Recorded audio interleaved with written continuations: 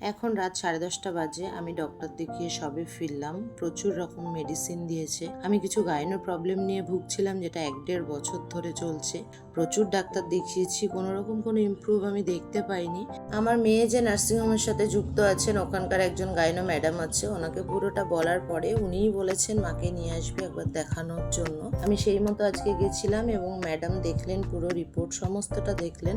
দেখার পরে বললেন এই মুহূর্তে অপারেশন করার বা কোনো কিছু ব্যাপার নেই। একটা বিরাট স্বস্তি, যেটা আমি ঘুমাতেই পাচ্ছিলাম না। আজকে রাতে হয়তো একটু আমার ঘুমটা ভালো হয়েছে।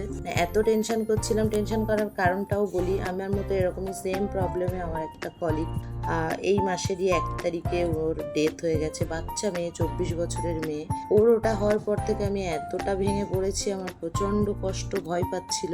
তার জন্য তাড়াহুড়ো করে আবারও একটা ডাক্তার দেখালাম, কিন্তু ম্যাডাম বললেন কোনো রকম সমস্যা নেই, যেহেতু আমার ক্যান্সারের টেস্ট সমস্তটা করা হয়ে গেছে। তবুও ভয়টা থেকেই যায়, এটাই আপনাদের সাথে শেয়ার করলাম।